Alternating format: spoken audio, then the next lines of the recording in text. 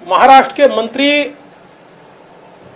श्रीमान नवाब मलिक जी पर जो कार्रवाई आज हुई है, इसमें ईडी ने कोर्ट में पूरी सत्यता उसके सामने रखी है। ये करोड़ों रुपए की जमीन, सैकड़ों करोड़ या हजार करोड़ रुपए की जमीन किस प्रकार से अंडरवर्ल्ड के माध्यम से नवाब मलिक इन्होंने खरीदी, इसका सारा कच्चा चिट्ठा सामने आया है। विशेष रूप से जिनकी जमीन थी, उस महिला ने बयान देकर ईडी को यह बताया कि उनको इसमें एक भी पैसा नहीं दिया गया। उल्टा उनको यह कहा गया था कि अतिक्रमण निकालने के लिए एक पावर ऑफ अटर्नी दीजिए, और उसके बाद उनको डराया धमकाया गया और एक अलग पावर ऑफ अटर्नी तैयार करके उनसे जमीन हथियाई गई। इसमें महत्व का मुद्दा यह है कि यह जमीन जो ली गई है, जिन्होंने इस जमीन को हथियाया और वो पावर ऑफ अटर्नी के माध्यम से अपना नाम उस पर क्रिएट किया, वो एक शाह वली खान है, जो मुंबई बम विस्फोट के आरोप में जेल में है और उनको उम्र कैद की सजा हुई है। दूसरे सलीम पटेल है, जो हसीना पार्कर के फ्रंटमैन थे, और उनके नाम से दाऊद इब्राहिम, जो इस देश का दुश्मन है, वो इस प्रकार से मुंबई में जमीनों के व्यवहार करके उसके माध्यम से मनी लॉन्ड्रिंग करके टेरर फंडिंग करता था।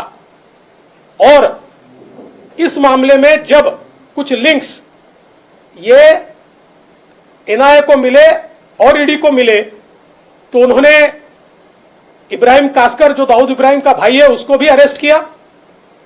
और इन सारे लिंक्स को एस्टैब्लिश करते हुए ये उनके ध्यान में आया, करीब 9 जगह उन्होंने छापे मारे और उसमें से ये सारी चीजें ध्यान में आई जो आज उन्होंने कोर्ट में कही है। इस मामले में ये हजारों करोड़ रुपए की जमीन मात्र 30 लाख रुपए में खरीदी गई, लेकिन वो भी पैसा जमीन के मालिकों को नहीं गया।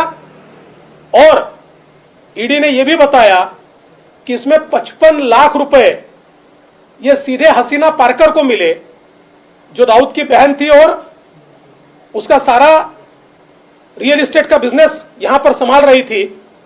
और जहां दिए गए और जिसने दिए, इन सब ने उसके बारे में पुख्ता बयान दिया, जो आज कोर्ट के सामने भी आया है। तो सवाल यह उठता है कि इस प्रकार से हमारे देश के दुश्मन के साथ व्यवहार करने का कारण क्या है। राज्य के एक मंत्री, और उन्होंने ये व्यवहार करने के बाद और ये 55 लाख रुपए देने के बाद, आप देखिए उसके बाद में 3 हमले मुंबई पर हुए, बम विस्फोट मुंबई में हुए हैं। तो ये हसीना पार्कर को जो पैसा गया, किसको गया? ये दाऊद को पैसा गया। और ये किस लिए गया? उनकी उन्हीं एक्टिविटीज के लिए गया जिन एक्टिविटीज के तहत इस देश के अंदर उन्होंने बम विस्फोट किए। और ये सारी चीजें कोर्ट के सामने ईडी ने रखी है। इतना ही नहीं, तो ईडी ने जेल के अंदर जाकर मुंबई बम विस्फोट के आरोपी का बयान भी लिया है, जिसमें उन्होंने ये सारी बातों को माना है और इंडिपेंडेंट गवाहों ने भी इसकी पुष्टि की है। और इसीलिए शायद ये सारे तथ्य सामने आने के बाद आज ईडी के कोर्ट ने मंत्री श्री नवाब मलिक, इनको 3 तारीख तक कस्टडी दी है। ये बहुत संगीन मामला है। देश के दुश्मनों के साथ व्यवहार करने का कारण क्या है? ये कोई राजनीतिक मामला नहीं है। राजनीति में हम एक दूसरे के ऊपर छीछालेदार करते रहेंगे, लेकिन अगर कोई देश के दुश्मन के साथ सौदा करता है और सारा रिकॉर्ड पर है, और ऐसा रिकॉर्ड पर सौदा होता है और साथ में सीधे पैसे अगर हसीना पार्कर को वहां मिलते हैं, दाऊद को मिलते हैं, तो मुझे ऐसा लगता है कि ईडी को यह कार्रवाई करनी पड़ेगी और सभी राजनीतिक दलों ने इस कार्रवाई का समर्थन करना चाहिए।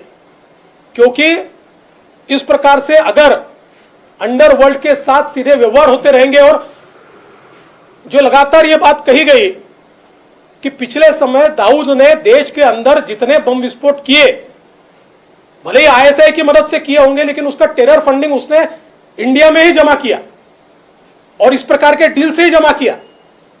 इस प्रकार से अंडरवर्ल्ड के ऊपर और बड़े पैमाने पर उस जमाने में जो व्यवहार जमीनों के किए गए अंडर वैल्यूएशन करके, और उसमें जो ब्लैक मनी दिया गया, वो ब्लैक मनी टेरर फंडिंग में इस्तेमाल किया गया। और इसलिए मुझे लगता है कि आज की जो कार्रवाई है उसको कोई तरीके से राजनीतिक कार्रवाई नहीं कहा जा सकता। देश के दुश्मनों को अगर कोई मदद करता है तो कार्रवाई करनी ही पड़ेगी और वो कार्रवाई की गई है। देखिए, मेरे पास जो कागजात थे वो कागजात ईडी, एनआईए, सीबीआई सारी कॉम्पिटेंट अथॉरिटी को भेजे थे। उसके बाद तफ्तीश उनकी हुई और जैसा कि आज ईडी के वकीलों ने कोर्ट में बताया कि दाऊद से संबंधित केस के मामले में 9 जगह पर उन्होंने छापे मारे और उसके बाद ये सारी कड़ियां ये जुड़ी है। तो मुझे लगता है कि ये कोई अचानक तैयार हुआ केस नहीं है। ये सारी कड़ियां जोड़ने के बाद जब ये ध्यान में आया कि इस प्रकार से टेरर फंडिंग हुआ है तो उसके ऊपर ये कार्रवाई की गई है।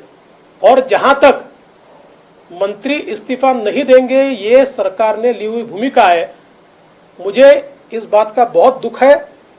राजनीति का स्तर अगर इतना गिरेगा तो इससे बहुत एक बैड प्रेसिडेंट हम लोग क्रिएट करेंगे कि दाऊद जैसे देश के दुश्मन को मदद जिनके माध्यम से हुई उनको बचाने के लिए और उनका मंत्री पद बचाने के लिए पूरी सरकार उनके पीछे खड़ी है। मुझे लगता है कि इसका देश को जवाब इस सरकार को देना पड़ेगा। पहली बात तो मैं आपको बता देना चाहता हूं कि ये बौखलाहट बोल रही है, क्योंकि ऐसे मामले में उनके लोग आज पकड़े गए हैं कि जिसमें देश के साथ धोखा हुआ है और इसलिए उनकी बौखलाहट बोल रही है। और जहां तक झूठे गवाह वगैरह ये सारी चीजें जो कही जा रही है, कुछ दिनों में मैं खुलासा करने वाला हूं। अभी आपको बोल देता हूं कि किस प्रकार से महाराष्ट्र सरकार झूठे गवाह तैयार करने का षड्यंत्र रच रही है। इसका खुलासा कुछ दिनों में मैं ही कर दूंगा। अभी तो आप इस केस के ऊपर अपना लक्ष केंद्रित कीजिए।